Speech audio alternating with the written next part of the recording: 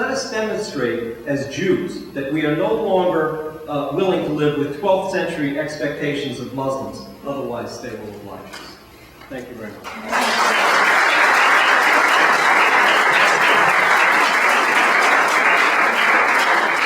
Thank you for your patience too. I know it was long. We have some questions. How did you develop your expertise in Islam? Same way, actually, in a longer period of time than it took me to go through medical school. When I entered medical school, well, I had been trained as a physical therapist, so I had some background. It's a little bit of cheating. It's really been applying the same discipline in terms of sitting down and reading. I mean, there's no escaping this. My wife is a very compulsive lady. She was summa cum laude for medical school. I only graduated cum laude. She used to force me to sit in a chair and read. When I wanted to play basketball, do other things, whatever. No, it's just been. Some things are very different than what I had to do for medical school. I profess my only language is English. That's it. I don't know Hebrew. I don't know Arabic. I don't know European languages. I have had to assemble a growing, burgeoning team of translators because who am I? I'm beholden to them. I have to have their translations vetted. I have to have a rolling team of translators because some people are not available to translate things when I need them. I've benefited a lot from two mentors in particular, Batya Orr, Giselle Littman. It's out there now, so people know it's Giselle Littman, so I'm not giving anything away. And Ibn Ward, that name I don't quite give out. They have been very generous with their time. They're both very linguistically gifted, which I am not, so they have served as betters of translations. No, it's really been a process of self-education, and I've also benefited again with some key mentoring. I've also benefited from being a full-time academic at Brown University, which has incredible holdings, and which can also get you holdings via interlibrary loan.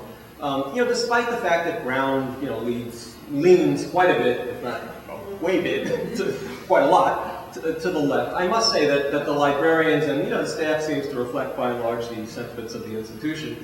Despite my work not being terribly PC, they have been remarkably cooperative. They have obtained for me anything that I ever wanted.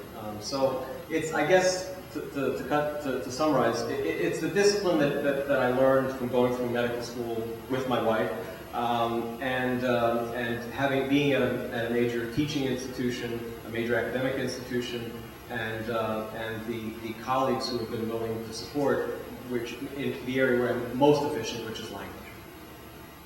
Yes.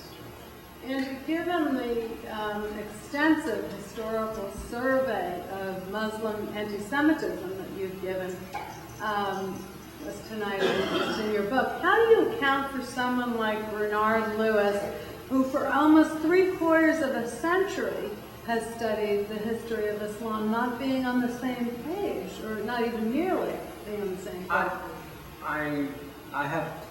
I just wrote recently to one, I won't name the person, to one of the great living scholars of anti-Semitism, and I actually posed that question. Again, I can't say who it was, and I hope to be able to sit down and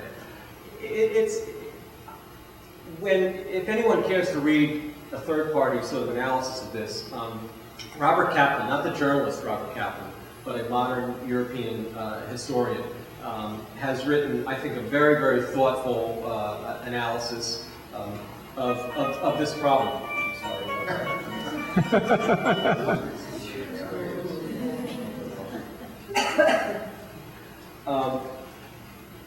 Dr. Kaplan wrote. There it is.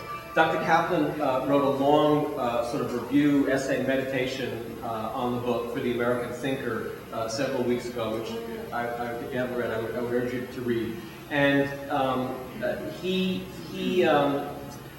one of the things that he points out, which I think is very true in Lewis's defense, is that some of the details that Lewis is willing to provide actually support my hypothesis and debunk his own sort of summary conclusions. In other words, Kaplan is pointing out something that I think people have failed to realize.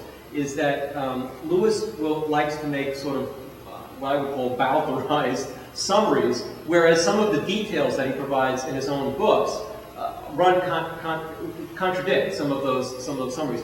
But but why he's doing it, I have my own speculations. Frankly, the ones that I'm willing to talk about publicly, I was surprised when in researching both the book on jihad and Islamic anti-Semitism, is that when you go to the hardcore scholarly literature, his name barely comes up on either subject. He is not a scholar of the jihad. He is not a scholar of Islamic anti-Semitism, other than his sort of modern, synthetic approach. The fact is that Lewis's main scholarship focused on how Ottoman Turkey evolved into the modern Turkish Republic. This is where he has focused most of his academic career. He came very, very late. He wrote a short book, the Jews of Islam, which is really based on a summer lecture series that he gave. You can see from reading that book how much material he has omitted, and I'm not sure it's necessarily by design. I mean, he sort of had this sinister or whatever plan in mind to sort of give a second-tier apologetic or whatever, he came late to this, and all I can say is that I wish some scholars like Boitine had lived a little longer to confront some of what he said, because I do have some correspondence that Boitine was the major scholar of the Geniza material. These were documentary records, sacred texts, letters, etc., that were discovered, I think, originally by Solomon Schechter, but they were discovered, and they capture the period 950 to 1250. And Boitine is the major scholar who went through this trove of material and wrote a massive book, three-volume series called The Mediterranean Society. For example, something that I didn't get to talk about in my long, boring intonation to you tonight. Boitine made this very remarkable discovery that I've talked about it in the book, but few people, Lewis doesn't mention this at all, by the way. In the Geniza material, Boitine points out that by the early 12th, late 11th century, the Jews in the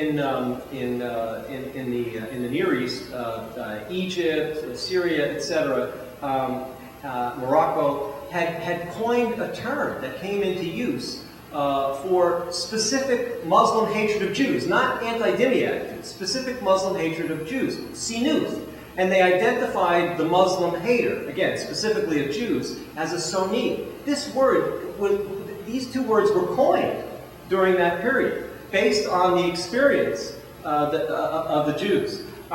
Even more interesting, and this is sort of confirmatory evidence from an Arab Muslim perspective. In the middle of the 9th century, a Abbasid caliph, quite a fanatic caliph, al-Mutawakkil, was very concerned with the security needs vis-a-vis the Christian empires. I mean, the Jews had no empire. The Christian empires were quite strong and a real threat to the Abbasid Caliphate. He commissioned the Arabic polymath writer Al-Jahiz, who was actually, in reading about his biography, was probably not very religious. He was more of a secular man. Jahiz was commissioned specifically to write an anti-Christian polemic, and Jahiz, in writing this polemic, makes the observation that the Muslim masses in the middle of the 9th century had harbored much more hatred towards the Jews than the Christians. Now, he decries this and tries to explain to them why they really should be hating the Christians more as part of his commission by al-Mutawakkil. And he attributes it to two things. In other words, why do the Christians actually why do the Muslims hate the Jews more than the Christians? Quran 582, in other words, that verse that I repeated several times about the Jews harboring the most enmity towards the Muslims, and Muhammad's interaction with the Jews of Medina. And beating the New York Times, I actually had a second source. They still